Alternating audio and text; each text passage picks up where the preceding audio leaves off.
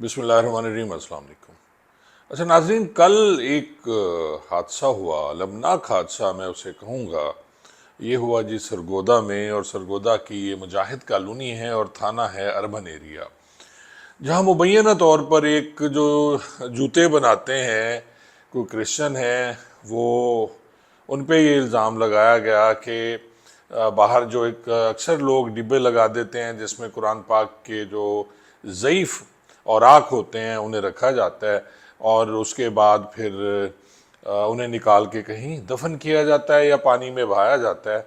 लेकिन इल्ज़ाम है उस बंदे पे जो क्रिश्चियन है कि जी उसने वो औराक निकाले मुबैना तौर पर और उनको नौजबिला आग लगा दी। अब इसमें मुश्किल होता है जी हजूम, और उसके बाद जैसा कि आपको याद होगा कि जड़ावाला में भी एक इसी टाइप का इंसिडेंट हुआ था कुछ अर्सा कबल, और अभी ये जो है फिर इस इंसिडेंट में जो वो शख्स है वो तो इधर उधर हो जाता है, लेकिन उसके बाप को पकड़ के तशद्दुद का निशाना बनाया जाता है। और फिर जी वहाँ ये अर्बन एरिया है सरगोदा का, और वहाँ के जो एसएचओ हैं शाहिद, वो वहाँ पहुँचते हैं और उनके साथ थोड़ी सी नफरी होती है। और शाहिद और सब इंस्पेक्टर जो हैं बड़ी जुर्रत का मुजाहरा करता है और वहाँ बाप को रोकता है, और वहाँ इसी दौरान जो है सीआईए के फहद बिलाल सब इंस्पेक्टर जो हैं वो भी वहाँ पहुँच जाते हैं। हालांकि वो सीवीज़ में होते हैं, जैसा कि सीआईए अक्सर सीआईए वाले सफ़ेद पारचात में होते हैं।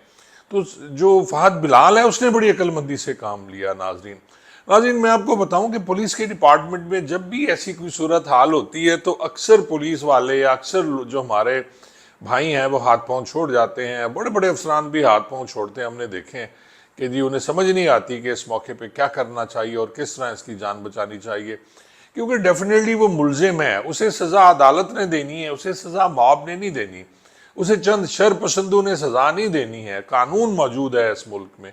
लेकिन आप देखें कि जब भी इस टाइप का इंसिडेंट होता है तो वो लड़के इकट्ठे हो जाते हैं जिन्होंने ज़िंदगी में कभी नमाज नहीं पढ़ी, वो सबसे आगे होते हैं और वो ऐसा काम कर गुजर जाते हैं, लोग उन्हें रोकते भी रहते हैं।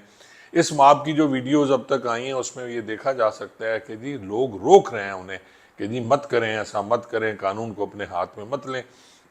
लेकिन मुश्तिल हजूम है जी उसके सामने, क्योंकि सज़ाएं नहीं मिलती। फिर आपको पता है जब सज़ा नहीं होती, रूल ऑफ लॉ नहीं होगा, तो फिर लोग कानून अपने हाथ में लेने की कोशिश करते हैं।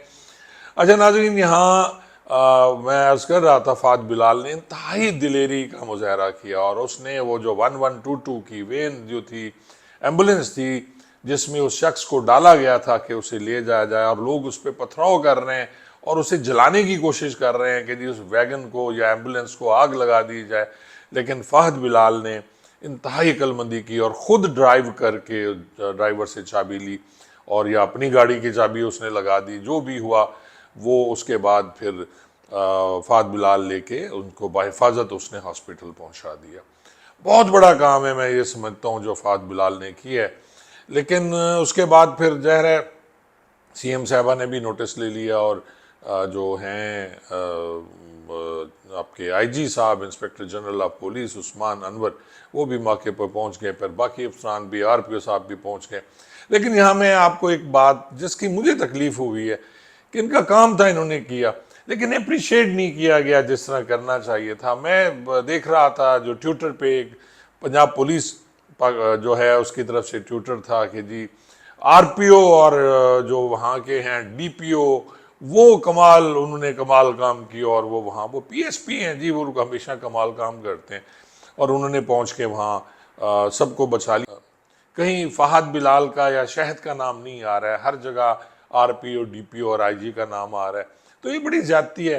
नाज़रीन आपको याद होगा कि कुछ अर्सा कबल एक इसी तरह का सान्या हुआ था जिसमें खातून ने, लाहौर की बात है जी, यहाँ अरबी में कुछ हलवा लिखा हुआ था या कुछ ऐसी चीज़ें लिखी हुई थी उस पर अरेबिक, जिस पे उस औरत को घेर लिया गया, और एक एएसपी हैं उन्होंने उनको जनाब वो ले गई। हालांकि उसमें एसएचओ और बाकी का करैक्टर था, लेकिन क्योंकि वो खातून एएसपी थी उनकी बले बले हुई, चीफ मिनिस्टर साहबा उनसे मिली और हमारे आर्मी चीफ उनसे मिले, और उनके लिए बहुत बड़े एजाज़ का जो हमारा है वो ऐलान भी हो गया, और हर जगह उनके इंटरव्यू हुए। और एक जो जुगन हैं, हमारी एक एंकर हैं, उन्होंने तो हाथ भी चूम लिए उसके, जो एएसपी साहबा हैं उनके, और देखें क्या क्या हम लोग काम करते हैं। और यही फ़र्क है जी हमारे यहाँ, कि जो हीरो हमारे असल हीरो हैं, जो काम करते हैं, जो फील्ड में काम करते हैं, और बदनाम भी वही हैं। आप देखें कि जब भी कुछ इस टाइप की चीज़ें होती हैं तो वही बदनाम होते हैं, कोई और नहीं होता है, वही मार खा रहे होते हैं, वही मर रहे होते हैं।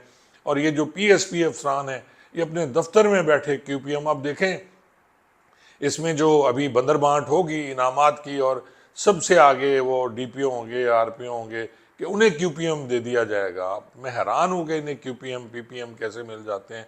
हालांकि उसके हकदार मेरे ख्याल में, मैं देख रहा था कि कांस्टेबल जो जब पथराव हो रहा था, वो अपने हाथों पे और अपने जिस्म में वो पत्थर खा रहा था। वो इसी तरह एक और रजाकार है या कुछ ऐसा जवान है, वो भी वहाँ मौजूद है।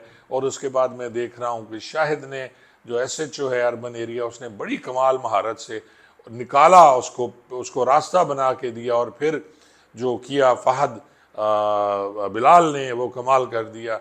मैं आखिर में फिर यही रिक्वेस्ट करूँगा अपने अरबाब इख्तियार से, और ख़ास तौर पे पुलिस के जो हैं और हमारी हुक्मरान जो हैं, जिसका जायज़ हक है उसे मिलना चाहिए, जिसने बहादुरी की उसे इनाम मिलना चाहिए, ना कि ठंडे कमरों में बैठे हुए जो ये पीएसपी हैं वो हमेशा इनाम लेके इधर उधर हो जाते हैं।